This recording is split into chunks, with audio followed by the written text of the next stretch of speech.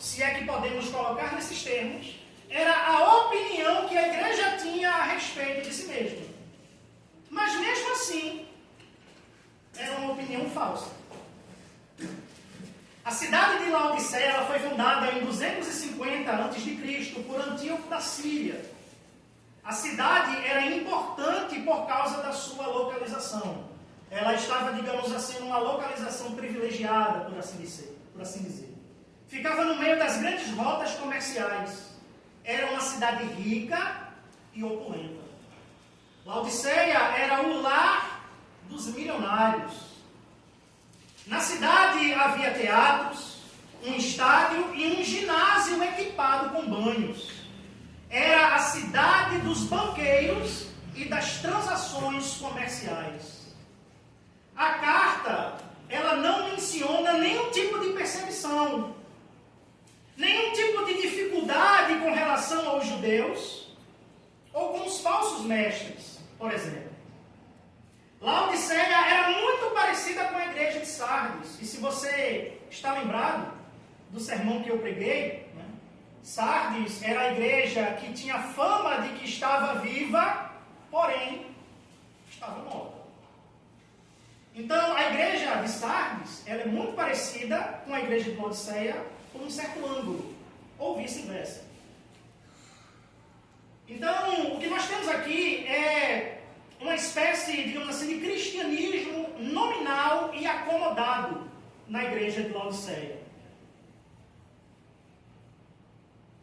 A cidade de Laodiceia, irmãos, ela se destaca por 4 características. Daí você vai entender o contexto das palavras de Jesus. O porquê que Jesus falou o que falou para aquela igreja. Então, ela tinha 4 características que o próprio Jesus, ele de uma certa forma, ele menciona quando direciona essa carta a essa igreja. Então, a primeira característica era que a cidade de Laodiceia era um centro bancário e financeiro. Era uma das cidades mais ricas do mundo, lugar de muitos milionários. Só para você ter ideia, no ano 61 depois de Cristo, essa cidade ela foi completamente devastada e ela se reergueu somente com os seus próprios recursos. Ela negou a ajuda do imperador romano da época. Percebam como essa igreja, de fato, ela era rica. Tanto é que Jesus fala isso. O problema da igreja de Laodiceia é que ela confiava na sua riqueza. Ela depositava a sua confiança na sua riqueza e não em Cristo. Os habitantes, eles eram profundamente orgulhosos da sua riqueza. E uma cidade assim não sente a menor necessidade de Deus. A segunda característica é que a cidade de Laodiceia era um centro de indústria de tecidos. Em Laodiceia, só para vocês terem uma noção, produzia-se uma lã especial e famosíssima em todo o mundo. E por causa disso, a cidade se orgulhava da roupa que produzia. A terceira característica é que na cidade de Laodiceia também havia um centro médico de importância. Ali havia uma escola de medicina. E é interessante, né? Não sei se vocês já observaram, o símbolo da medicina, né, é uma serpente. Porque Escolápio, que era considerado o deus da medicina, né, a imagem desse deus era de uma serpente. Então é curioso, né, como às vezes algo do nosso dia a dia, né, existe desde muito tempo e às vezes a gente não sabe a sua origem, né? Então ali fabricava-se 2 ungüentos quase milagrosos para os ouvidos e para os olhos. O pó frígio para fabricar o colírio era o remédio mais importante produzido na cidade de Laodiceia. Esse colírio era exportado para todos os centros populosos do mundo. E por fim, a quarta e última característica da cidade de Laodiceia é que lá havia um centro de águas térmicas. A região era famosa três cidades: Colossos, Hierápolis e a própria cidade de Laodiceia, dado o fato que era uma cidade da Ásia. Em Colossos ficavam as fontes de águas frias. Já em Hierápolis havia a fonte de água quente, que em seu curso sobre o planalto tornava-se morna quando chegava na cidade de Laodiceia. E nesta condição fluía dos rochedos fronteiros até Laodiceia. Tanto as águas quentes de Hierápolis como as águas frias de Colossos eram terapêuticas. Ou seja, as águas frias, né, de Hierápolis servia para saciar a sede. Já as águas quentes de Colossos servia, digamos assim, para fins terapêuticos. Mas, entretanto, contudo, todavia, as águas mornas de Laodiceia, irmãos, eram intragáveis. Daí você vai entender o contexto, o porquê em dado momento Jesus vai dizer para aquela igreja que ela não era nem fria e nem quente. Antes ela fosse fria ou quente. Porque uma água morna, ela nem serve para saciar a sede, para ser ingerida, e muito menos serve para fins terapêuticos, pois ela precisa estar quente. Assim era a igreja de Laodiceia. Então percebam aqui que essas 4 características da cidade de Laodiceia foram fundamentais quando Cristo direciona aquela carta para aquela igreja. Ou seja, Jesus, a semelhança do que ele fazia quando ainda estava encarnado aqui na terra, quando ele usava parábolas, né? Quando ele falava de elementos do dia a dia, do cotidiano do povo, Jesus pega essas 4 características dessa cidade e, ao enviar essa carta, Jesus ele fala numa linguagem de modo que essa igreja, quando a carta fosse lida pelo anjo da igreja, eles iriam perceber as analogias que Jesus havia feito. Então, diante desse contexto, irmãos, o que nós temos aqui a seguir é o diagnóstico que Jesus faz com relação à igreja de Laodiceia. É diante desse contexto que, a semelhança das outras igrejas, Jesus agora ele vai prescrever um diagnóstico. Jesus começa dizendo que ele está no meio dos candeeiros e anda no meio dos candeeiros. Ele sonda a igreja de Laodiceia e ele chega ao seguinte diagnóstico. E é aqui que eu quero chamar a sua atenção. Em primeiro lugar, a igreja tinha perdido o seu vigor. Versos 16 e 17 a 17. Segundo, a igreja tinha perdido os seus valores. Versos 17 e 18. Terceiro, ela tinha perdido a sua própria visão. Verso 18, parte B. E por fim, essa igreja havia perdido as suas vestes. Verso de número 21, 20, 21 e 22. Então, irmãos, a vida religiosa da igreja de Laodiceia era frouxa e anêmica. Era como uma cachoeira morna. Parecia que eles tinham tomado um banho morno de religião. E diante disso, Jesus agora passa a falar ou dar o diagnóstico dessa igreja. E o primeiro diagnóstico é o seguinte: Jesus ele identificou a falta de fervor espiritual dessa igreja. É a primeira coisa que Jesus identifica. Na vida cristã há 3 temperaturas espirituais. A primeira é um coração ardente, um coração que queima, que fervilha pelas coisas de Deus. Isso a gente pode ver em Lucas capítulo 24, verso 32. A segunda temperatura, irmãos, é um coração frio. A gente pode ver isso em Mateus capítulo 24, verso 12. E a terceira temperatura é um coração morno, que era exatamente o coração da igreja de Laodiceia.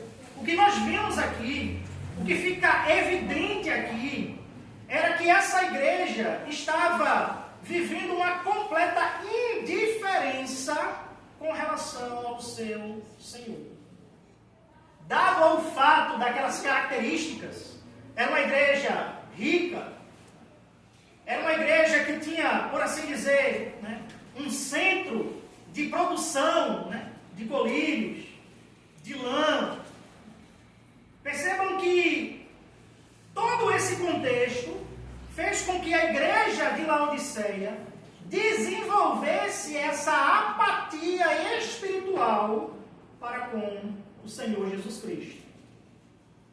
E o próprio Senhor Jesus Cristo, irmãos, ele conhece a maré espiritual baixa da igreja. É assim que ele começa, olha, observe aqui no verso 14, quando ele diz: ao anjo da igreja em Laodiceia escreve: estas coisas diz o Amém, a testemunha fiel e verdadeira, o princípio da criação de Deus. Verso 15: conheço as tuas obras. Então, observe que o dono da igreja, o Senhor da igreja, conhecia aquela igreja. Se havia alguém que conhecia a igreja de Laodiceia, era o Senhor Jesus Cristo. E nesse sentido, irmãos, não é diferente com relação à igreja contemporânea. Não é diferente com relação à igreja do século XXI. Não é diferente com relação à segunda igreja batista reformada e paulista. O Senhor conhece as nossas obras. O Senhor sonda o nosso coração. Ele esquadrinha os nossos pensamentos, porque Ele é o Senhor da igreja.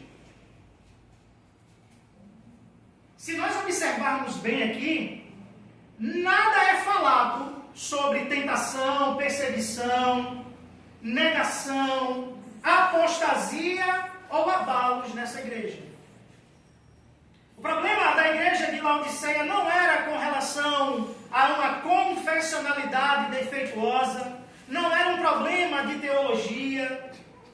O problema da igreja de Laodiceia era a sua apatia espiritual, era a sua total indiferença enquanto igreja. Então, nesse sentido, o problema da igreja de Laodiceia não era teológico e nem moral. Como eu já mencionei, não havia falsos mestres, não havia heresias com relação às outras igrejas, né? Porque nas outras igrejas nós encontramos essas características. Não havia pecado de imoralidade, não havia engano, não há nada na carta que mencione hereges, malfeitores ou perseguidores. O que faltava à igreja de Laodiceia era fervor espiritual. Era um coração, repito, que assim que arde para fazer a obra do Senhor, para se dedicar fielmente a Cristo, para, de fato, entender que a igreja, aonde quer que ela esteja plantada, ela jamais pode se deixar levar por aquela tentação de querer ser uma igreja opulenta, uma igreja grande, uma igreja que vai ter influência na sociedade, uma igreja que até, às vezes, num certo sentido, luta para ter poder político, para influenciar na política. Não, irmãos, o nosso coração enquanto igreja local, e nesse sentido aqui era como se Cristo estivesse direcionando essa carta para essa igreja. O nosso coração deve ferver e queimar pelo Senhor. Todo cristão, ele deve, nesse sentido da palavra, ser uma chama ardente, que de fato vai fazer a diferença. Então, quando nós olhamos aqui para a igreja de Laodiceia, a vida espiritual dessa igreja era uma vida morna. Eles não faziam a diferença. Eles nem saciavam a sede do sedento por Deus e nem curava as feridas, né, dos doentes, digamos assim, de forma terapêutica. A igreja era acomodada. O problema da igreja não era heresia. Isso aqui é muito importante, irmãos. O problema da igreja era apatia, indiferença. E é interessante porque é uma indiferença, é uma apatia num contexto geral. E isso deve chamar a nossa atenção, irmãos, porque às vezes, como igreja local, nós pecamos nesse sentido.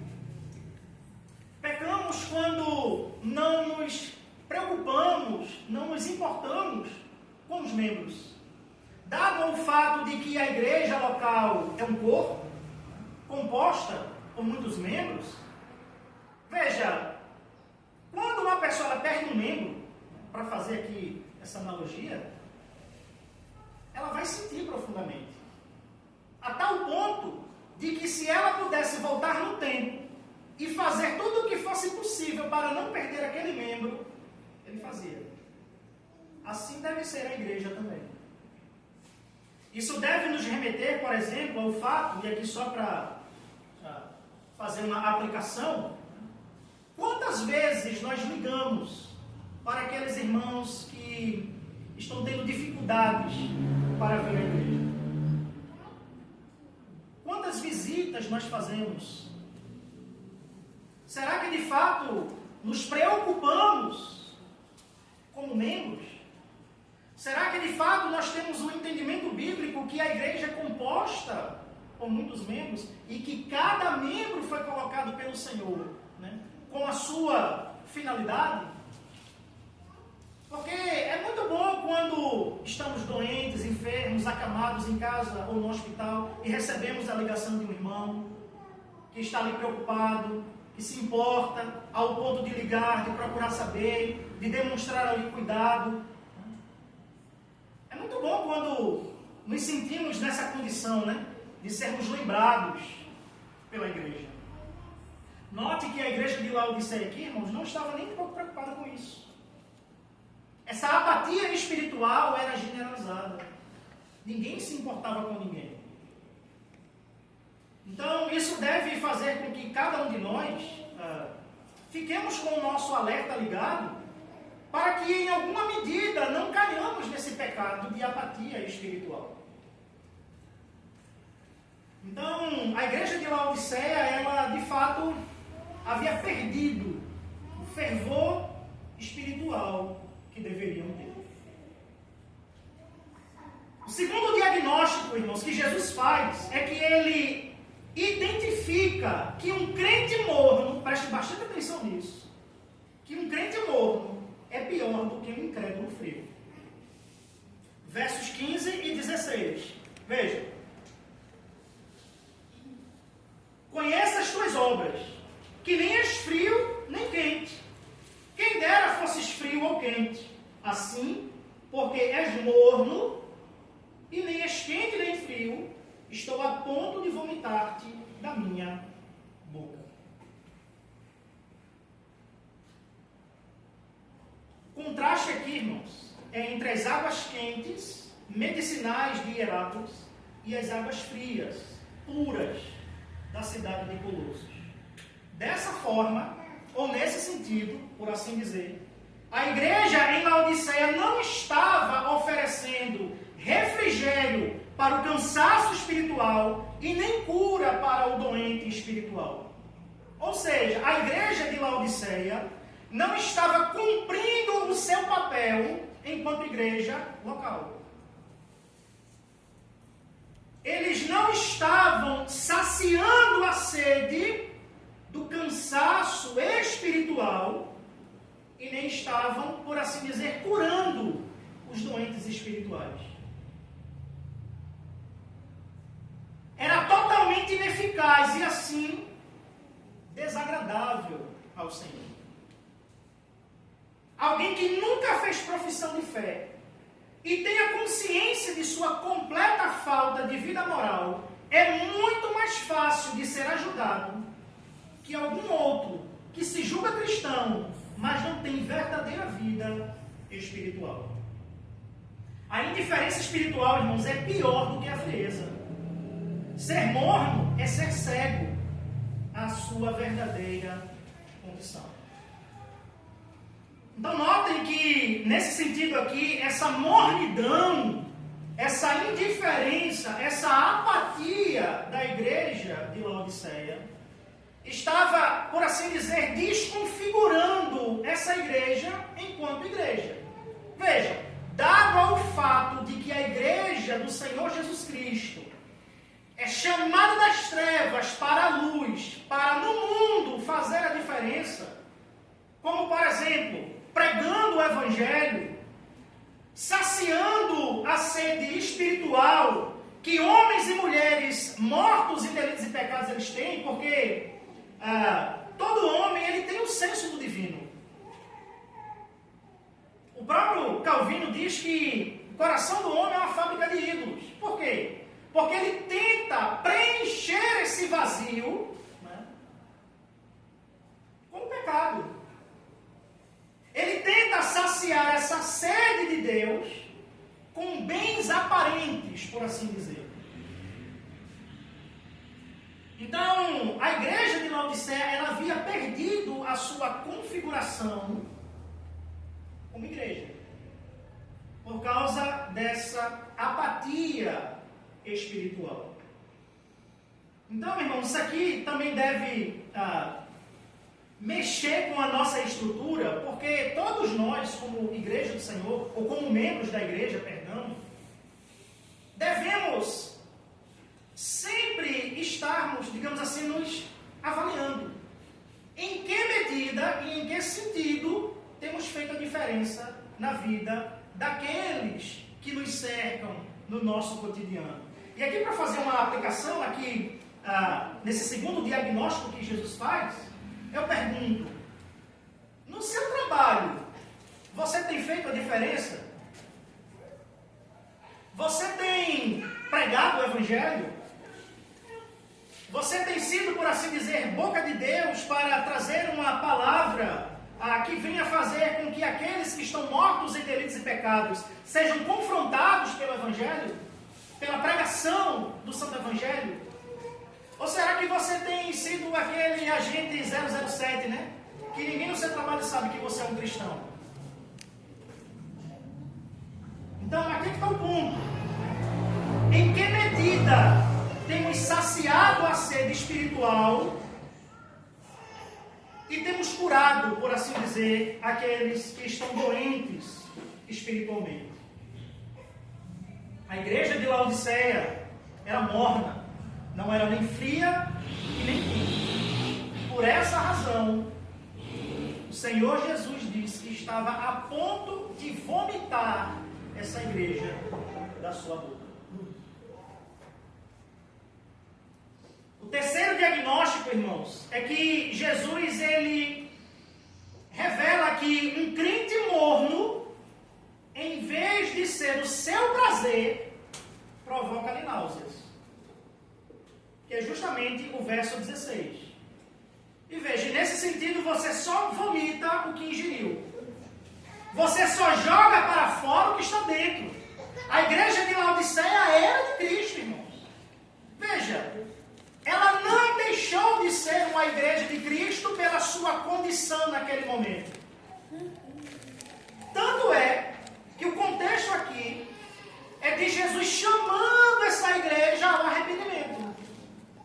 O ponto aqui é que Jesus, quando direciona essa carta, a última carta das 7 igrejas, o propósito, o objetivo, a finalidade de Cristo é fazer com que aquela igreja reconhecesse esse pecado de apatia espiritual e de fato se arrependesse, para voltar a ter comunhão com Cristo, que é o verso 20. Lembra que eu falei que eu havia, tem um vídeo que eu gravei sobre esse ponto? Ou seja, Jesus aqui ele não está convidando pessoas a aceitá-lo como seu único e suficiente Salvador. Ele não está a porta batendo nesse sentido. Como muitos pegam o texto e aplicam o texto num contexto que não faz o menor sentido. Porque Jesus aqui está direcionando essa carta, fazendo esse diagnóstico para uma igreja que era sua, que pertencia a ele. E o objetivo, como eu já mencionei, era chamar essa igreja ao arrependimento.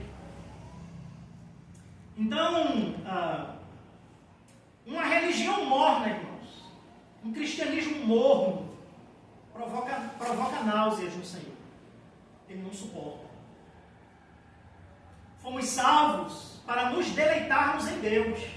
Somos filhos de Deus, herdeiros de Deus, a herança de Deus, a menina dos olhos de Deus. Mas, quando perdemos nossa paixão pelo Senhor, quando perdemos o nosso fervor, o nosso entusiasmo, provocamos náuseas no nosso Salvador. Não pense que o caso dessa igreja aqui, né, é um caso isolado. Não pense que o que aconteceu com a igreja de Laodiceia não acontece mais. Acontece, irmãos. E como acontece? Por isso que eu sempre bato nessa tecla, né? Todos os dias da nossa caminhada cristã, devemos sempre perguntarmos a nós mesmos: em que nós estamos errando? Em que nós estamos pecando?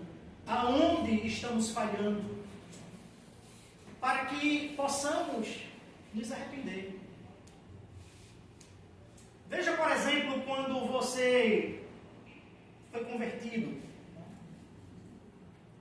E isso aqui não tem nada a ver com aquela questão também lá, né, do primeiro amor, né? Que é uma reprimenda que o Senhor faz à igreja de Éfeso. Que eu até também já fiz a exposição. Não tem nada a ver com aquela questão assim, que muitas pessoas pensam, né? Não, quando a gente se converteu, né, era aquele fervor, todo dia a gente estava na igreja, então não tem nada a ver com isso, irmãos. E sim com o fato de que não importa o tempo de cristianismo que você tenha. Não importa se você se converteu ontem, ou há 10, 15, 20, 30 anos. O seu coração deve arder, deve queimar pelo Senhor Jesus. Tudo aquilo que você fizer, faça para a glória do Senhor. Faça motivado pelo desejo, não de ser louvado pelos homens, e sim de agradar ao seu Senhor. A igreja de Laodiceia havia perdido isso, porque era uma igreja que havia se tornado uma igreja morna, que estava provocando náuseas no seu Senhor. Nesse sentido, percebam que a igreja de Laodiceia, historicamente falando, ela desapareceu. Então, a igreja, ela perdeu o tempo da sua oportunidade. Isso aqui deve chamar a nossa atenção, irmãos. Isso aqui deve mexer com a nossa estrutura. O meu objetivo hoje à noite é que você saia daqui por essas portas profundamente reflexivo. Porque, de uma certa forma, eu estou pregando para a igreja de Laodiceia. De modo que todos nós, devemos responder a essas perguntas. Será que, de fato, eu tenho me comportado como um membro da igreja de Laodiceia? Será que eu não tenho confiado mais no meu trabalho, no meu dinheiro, na minha renda, naquilo que eu tenho, naquilo que eu possuo, de modo que eu deixo de confiar na provisão do Senhor? Será que de uma certa forma, numa certa medida, eu confio mais na minha visão sobre as coisas, né? No meu entendimento sobre as coisas, do que na visão do Senhor Jesus Cristo? Hoje, infelizmente, é muito comum nós encontrarmos crentes que não têm uma cosmovisão bíblica, que não pensam com a mente de Cristo revelada nas Sagradas Escrituras. A igreja de Laodiceia se encontrava nessa condição. Eles achavam que tinham uma visão, que enxergavam, mas eram cegos. O quarto e último diagnóstico que Jesus faz é que ele identificou a autoconfiança da igreja E essa autoconfiança, irmãos, era absolutamente falsa. Veja, a visão que a igreja de Laodiceia tinha de si mesma era completamente falsa. Essa visão falsa gerou uma autoconfiança em si mesma. E nesse sentido, a semelhança do que eu falei semana passada, o auto-engano é o pior dos enganos. O auto-engano é uma grande tragédia. Laodiceia considerava-se rica, mas na visão do Senhor Jesus era pobre. Sardes considerava viva, entretanto estava morta. O fariseu equivocadamente deu graças por não ser como os demais homens. Se você está familiarizado lá com a parábola, do fariseu e do publicano, Lucas capítulo 18, o fariseu é alguém que tem uma visão muito além de si mesmo. O fariseu é aquele que, de fato, quando se compara com os demais, ele está numa posição elevadíssima em comparação com os demais. Essa era a visão que a igreja de Laodiceia tinha de si mesma. Muitos, no dia do juízo, vão estar enganados, como a igreja de Laodiceia. Mateus, capítulo 7, versículos de 21 a 23. Muitos, no último dia, irão dizer: Senhor, Senhor, em teu nome não expulsamos demônios, não profetizamos, não fizemos milagres. E o que é que eles irão ouvir, irmãos, da parte do Senhor? Apartai-vos de mim, nunca vos conheci, vós que praticais a iniquidade. A igreja era morna devido à ilusão que alimentava a respeito de si mesma. A autoconfiança também é uma grande tragédia. A igreja de Laodiceia disse: não preciso de coisa alguma. Dá para imaginar, irmãos, uma igreja dizendo isso? Não preciso de coisa alguma. E por que a igreja de Laodiceia disse isso? Pelo próprio contexto. Por aquelas características da igreja. Veja a visão que a igreja tinha a respeito de si mesma. Verso 17, palavra de Jesus. Pois dizes: estou rico e abastado e não preciso de coisa alguma. Aqui está o auto-engano dessa igreja. A igreja de Laodiceia era morna em seu amor a Cristo. Mas ela amava o dinheiro. Em outras palavras, o Deus da igreja de Laodiceia é o dinheiro.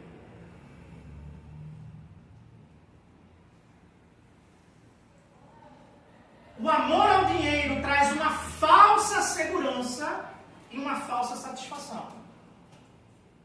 Vou repetir. O amor ao dinheiro traz uma falsa segurança e uma falsa satisfação. Não é o dinheiro, mas é o amor ao dinheiro. Veja, não é pecado você ser rico. Pecado é você amar a riqueza. São duas coisas completamente diferentes. Uma coisa é você trabalhar, uma coisa é você poupar, é você investir, é você pensar no dia de amanhã, é você fazer previdência, para o dia de amanhã. A ideia é de você acumular para o dia de amanhã. E aí construir um patrimônio. Por exemplo, não pense que Jó era o homem mais rico do Oriente, e ele era rico, que ficou rico da noite para o dia. Tipo, foi dormir pobre e acordou rico. Não, irmão, foi muitos anos de trabalho. Abraão era um homem extremamente rico. Abraão poderia ser comparado a um Warren Buffett da vida, um Bill Gates. Era um homem extremamente rico. Tanto era assim que o seu sobrinho Ló só queria viver na sombra do seu tio Abraão. O problema não é a riqueza. O problema não é ter dinheiro, e sim amar ao dinheiro. Aquela questão que Jesus fala ali no seu sermão da montanha, né? Com relação ali às riquezas, o problema ali não é as riquezas, mas é aonde está o seu coração.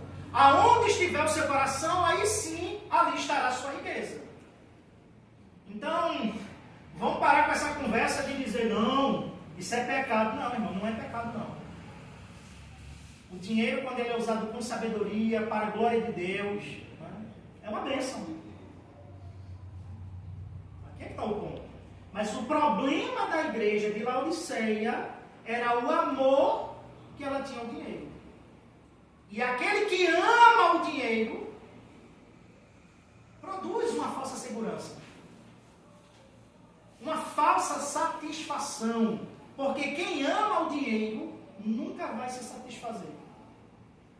A pessoa diz assim, poxa, se eu tivesse 1 milhão, eu me daria por satisfeito. Quando ela chega no 1 milhão, aquela satisfação vai embora e ela quer ter 2. Se ela chega nos 2, ela quer ter 10. Daqui a pouco ela quer ter 1 bilhão. Isso para quem ama o dinheiro. A própria igreja, ela não tinha consciência da sua própria condição. Ela estava orgulhosa do seu ouro, das suas roupas e do colírio que produzia. Entretanto, irmãos, ela era pobre, ela pensava que era rica, por causa do ouro e do dinheiro que tinha, mas era pobre. Apesar dos seus colírios, ela era cega. Apesar da lã que ela produzia e exportava, e ela se orgulhava das roupas que produzia, ela era nua. A congregação de Laodiceia fervilhava de frequentadores presunçosos. Eles diziam, estou rico e abastado e não preciso de coisa alguma. Mas Cristo teve de acusá-los de mendigos, cegos e nus. Mendigos apesar de seus bancos, cegos apesar de seus colírios e nus apesar de suas fábricas de tecidos. São mendigos, ou eram mendigos, né? Porque não tinham como comprar o perdão de seus pecados. Então vejam, apesar de todo o dinheiro, de todo o ouro, apesar da igreja de Laodiceia ser um centro bancário e financeiro, eles eram pobres, porque não há riqueza na face da terra que pague o perdão dos pecados. Não há riqueza na face da terra, irmãos, que compre a salvação. Por mais que hajam aqueles, né, que preguem um falso evangelho, ao ponto de criar essa falsa ideia de que alguém pode comprar a sua salvação, a igreja de Laodiceia era pobre, porque não tinha como comprar o perdão de seus pecados. Eram cegos porque não conseguiam enxergar a sua pobreza espiritual.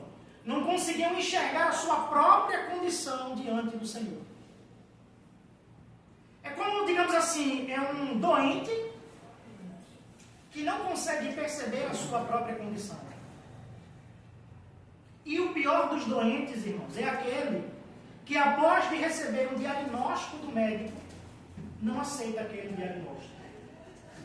Ou como diz um adágio popular, o pior cego é aquele que não quer enxergar. Eles eram nus porque não tinham roupas adequadas para se apresentarem diante de Deus. Então, irmãos, acabou aqui. Para a gente concluir, fazendo aqui uma rápida aplicação,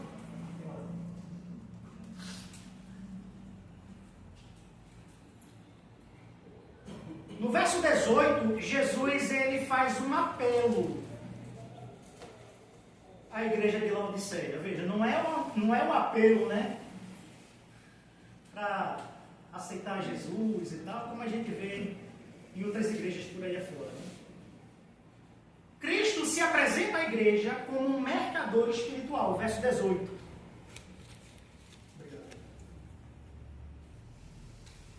Aconselho-te que de mim